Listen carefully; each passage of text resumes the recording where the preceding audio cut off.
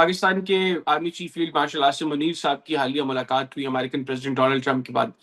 اس کے بعد بھارت سے ہم یہ دیکھ رہے ہیں کہ بڑا پروپیگنڈا ہو رہا ہے کہ ایران کے حوالے سے پاکستان اب فیسیلیٹیٹ کرے گا امریکہ کو. ایک تو اس کے اوپر چونکہ ہمارے چینل کے موسٹلی ویورز جو ہیں وہ انڈینز ہیں, ان کو ایک تھوڑا سا پیغام کہ بیسکلی ہو کیا رہا ہے اور کس طریقے سے بھارتی میڈیا کا ماضی میں بھی ایک گھناؤنا اور بھیانک چہرہ سامنے آیا تھا, اور اس سارے معاملے کے اندر بھی بھارت وہی کچھ کر رہا ہے. سیکنڈلی سر یہ بھی بتائیے گا کہ یہ جو ملاقات تھی اس کے بعد بھارت کو ایک ڈپلومیٹک فیلئر کا جو سامنا کرنا پڑا ہے اس حوالے سے تھوڑا سا بریف کریے گا پلیز.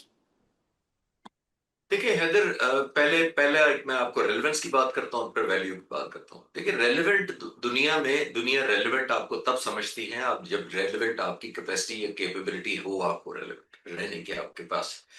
آپ دیکھیے ہندوستان کیا چاہتا تھا. ہندوستان نے محسوس کیا کہ پریزیڈنٹ ٹرمپ جب سے حکومت پہ آئے ہیں وہ چائنا سے کنفرنٹ کر رہے ہیں آن اکنامک فرنٹ اور ٹیرف اور دوسری چیزوں کو دیکھتے ہوئے, اور چائنا نے obviously کنفرنٹ بیک کیا obviously. تو یہ ونڈو آف اپرچونٹی ہندوستان نے دیکھی کہ یہ بڑا آئیڈیل موقع ہے کہ اگر کوئی ملک چائنا کے خلاف کھڑا ہو سکتا ہے آن بہاف آف یو ایس اے تو وہ انڈیا بنتا ہے. لیکن اس کو راہ میں سب سے بڑی رکاوٹ جو نظر آ رہی تھی کہ پاکستان بھی تھوڑا بہت ریلیونٹ ہے ان کے پوائنٹ آف ویو سے. اکنامکلی ہم بہت بڑی پاور نہیں ہیں, پولیٹیکلی ہم اتنے اسٹیبل نہیں ہیں, لیکن انہوں نے سمجھا کہ اگر میں پاکستان کو تھوڑا سا کارنر کر دوں یا لیسٹ ریلیونٹ کر دوں, اگر ارریلیونٹ نہ بھی ہو تو پھر میرا کنفرم ہو جائے گا پولیس مین کا ایریا, پولیس مین کا رول اس ایریا کے اندر. یہ مس کیلکولیشن تھی.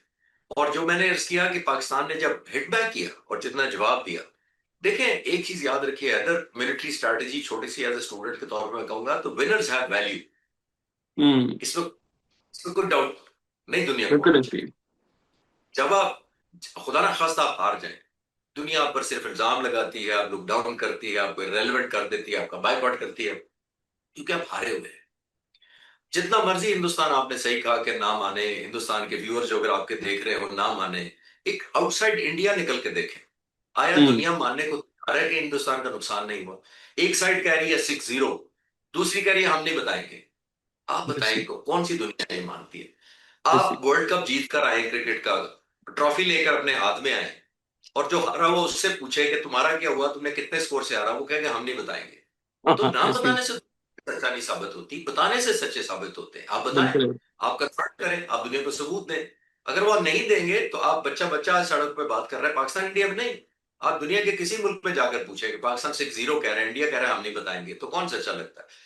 تو یہ اس وقت کو نکل آنا چاہیے اس سے اینڈ موو آن کرنا چاہیے. بلکہ اگر ایک مس ایڈوینچر ہو گیا اسے سبق سیکھنا چاہیے. پاکستان انشاءاللہ کبھی ریلیونٹ نہیں ہو سکے گا.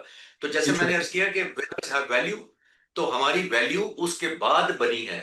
خدا نہ خواستہ ہم ہارے ہوتے تو کوئی امریکہ آپ کو نہیں لگاتا, آپ اتنی کلوز ایسوسیشن آپ کے ساتھ دوستی نہیں لگاتا. آپ کی ورتھ ہے, ہم نے ثابت کی ہے اس ملک کے لوگوں نے, مسلح افواج نے, اور آپ نے دیکھا خاص طور پاک فضائیہ نے. بالکل. اچھا سر, یہ جو سارا معاملہ تھا پاکستان اور بھارت کے درمیان جو مارکا ہوا, اس میں کلیدی کردار پاکستان کی ایئر فورس کا رہا. اب یہاں پہ 2-3 چیزیں ڈسکس ہو رہی ہیں. ایک تو یہ کہ J-10 اور JF-17 تھنڈرز جو ہمارے فائٹر جیٹس تھے ان کا زیادہ استعمال ہوا بھارتی جہازوں کو گرانے کے لیے, اور دوسرا PL-15 میزائلز. اب PL-15 میزائل جو ہیں ان کی جو ایکسپورٹ ویرین ہے, جو PL-15E جس کو کہتے ہیں, وہ کہتے ہیں کہ اس کی رینج کو 150 کلومیٹر کے قریب. اور پاکستان نے جو جہاز گرائے بھارت کے, وہ ایک جہاز کے بارے میں بتایا جا رہا ہے کہ غالباً 180 اور 190 کلومیٹر کی رینج میں گرایا. تو اس کے اوپر بھارت سے پروین سانی صاحب بار بار یہ بات کریں کہ چائنا نے پاکستان کو PL-15 کا وہ ورژن دیا جو چائنا اپنے لیے چائنا نے رکھا ہوا ہے. اس کو تھوڑا سا الیبوریٹ کریے گا کہ کیا ہم نے PL-15 کا وہ ورژن استعمال کیا ہے, اور دوسرا یہ کہ اس سارے مارکے کے اندر چائنیز ٹیکنالوجی پلس پاکستان, یہ کس طریقے سے دونوں نے مل کے جو ہے وہ رول پلے کیا بھارت کو عبرتناک شکست دینے کے حوالے سے؟ حیدر, میں تھوڑا سا آپ کو پرسنل, کیونکہ آپ کو شاید یاد ہوگا کہ میں ایئر فورس کی ڈاکومنٹری پچھلے 5-6 سال سے بنا رہا ہوں. جی, اور میں چند مہینے پہلے اس کانفلکٹ سے چند مہینے پہلے میں پاک فضائیہ کے ایئر فورس بیس پر گیا تھا. پاک فضائیہ نے مجھے اسپیشل پرمیشن دی تھی. میں نے پورا دن J-10C اور JF-17 تھنڈر پائلٹس کے ساتھ گزارا تھا, اور میں پلیزنٹلی سرپرائز تھا کہ 40 سال پہلے میں بھی چائنیز جہاز اڑا رہا تھا. وہ کون سے جہاز تھے اور یہ کون سے جہاز؟ پہلی بات تو یہ. دوسری بات یہ ہے کہ جب ڈاکومنٹری میں نے اپلوڈ کی اور اس میں نے یہ کہا کہ یہ جہاز آپ کو سرپرائز دے گا PL-15، وہ اس پہ بعد میں آتے ہیں کون سا PL-15، لیکن میں کہہ رہا ہوں کہ PL-15 اور جہاز کی کیپیبلٹی، پائلٹس کی، ٹیکنیشینز، انجینئرز، ان کی جو اسکل اور ماسٹری تھی، میں نے اپنی ڈاکومنٹری میں چند ہفتے پہلے اس جنگ سے کہا تھا کہ J-10C بھی اور پاک فضائی آپ کو سرپرائز دے گی.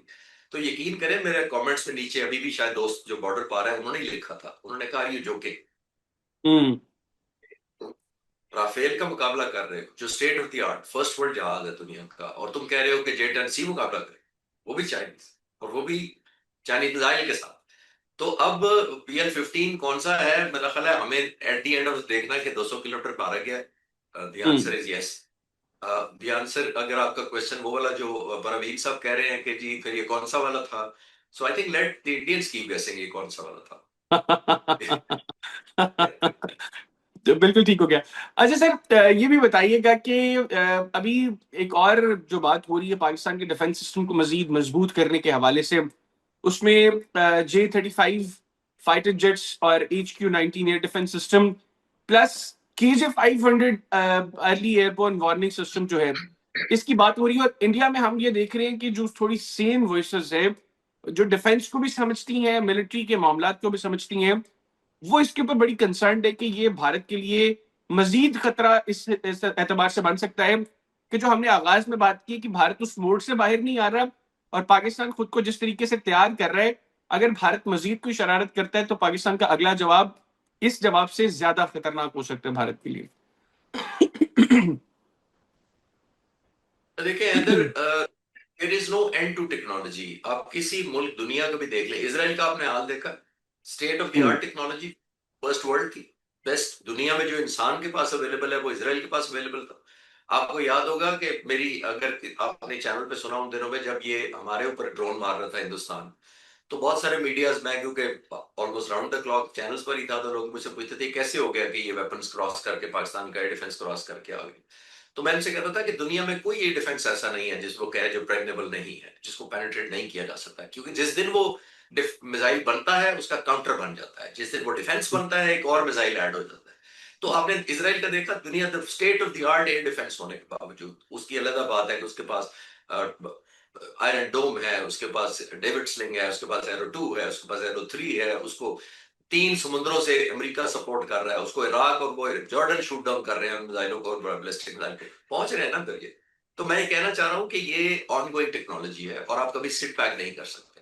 ابھی بھی جو پاکستانیہ کی پچھلے چند سالوں کی جو ڈیولپمنٹ تھی، جو ماڈرنائزیشن تھی، وہ اپلائی ہوئی، اور یہ پھر بھی ہم سٹ بیک نہیں کر سکتے. جو آپ نے جہازوں کے نام لیے ہیں، جو J-35 اور دوسرے جہازوں کے نام لیے ہیں، بالکل ہمیں جانا بھی چاہیے، ہمیں ڈیولپ بھی کرنی چاہیے، because there is no sitting back کہ یار اب ریلیکس ہو گئے، اب 2-4 سال اب ہم کچھ نہیں کریں گے کیونکہ done we whatever we wanted. No sir, we have to continue doing. It's an ongoing thing. You can't stop کہ یار ہمارا ہو گیا آج سے تو اب سال کے لیے اس کو لاک کرتے ہیں، اب کچھ نہیں کریں گے. یہ ایوری ڈے بیسس پہ you have to be transforming. آپ نے نئی چیزیں ڈیولپ کرنی ہوتی ہیں، اسکل پر کرنی ہوتی ہے، اسٹریٹجائز کرنا ہوتا ہے، وار گیمنگ کرنی ہوتی ہے. یہ تھوڑی ہے ہندوستان کی طرح جو 2 دن آپ کو جہاز ڈاؤن کر دیا اور بعد میں ان کا CDS کہتا ہے کہ وہ ہمارے ٹیکٹکس فالٹی تھے.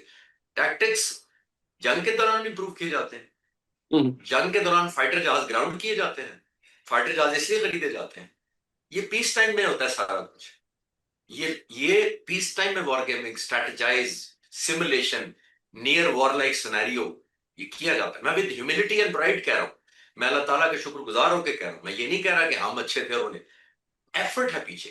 میں جب بیسس پہ جاتا ہوں یا جاتا رہا ہوں تو میں دیکھتا تھا کہ کتنی ان میں پیشن ہے پیچھے، کتنی ایک لگن ہے، کیا ٹارگیٹ سیٹنگ ہے، کیا فوکس ہے. دس از واٹ اٹ پیز.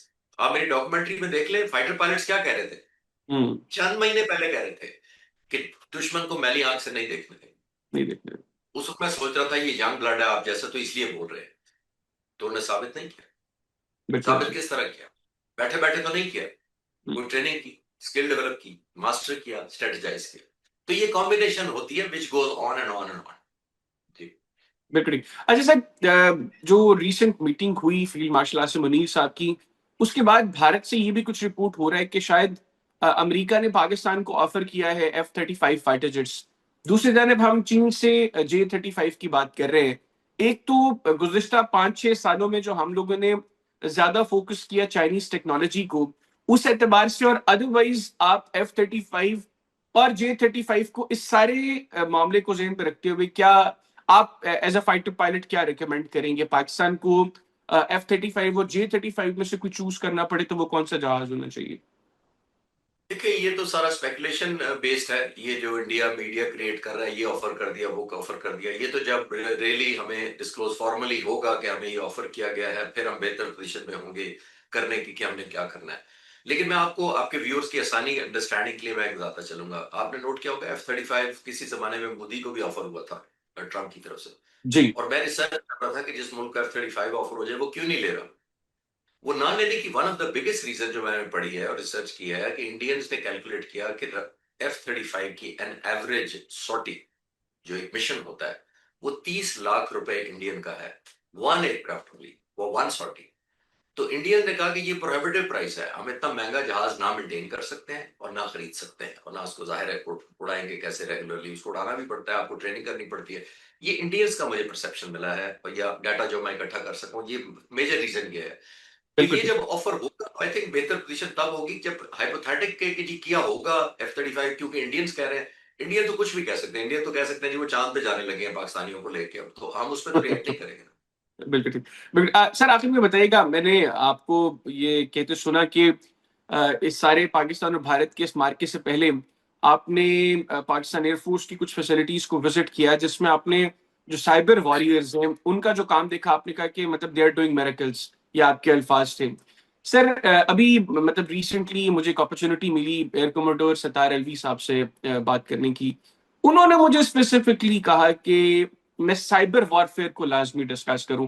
تو آپ نے چونکہ اس کو دیکھا ہے اور آپ نے کہا ہے کہ جو ہمارے سائبر واریئرز ہیں وہ میریکلز کر رہے ہیں, سر سائبر وار اب کتنی امپورٹنٹ ہو گئی ہے؟ ہم نے دیکھا کہ اس مارکے میں تو ہم نے بڑا جو ہے وہ میسو نقصان پہنچایا اس اعتبار سے بھارت کو.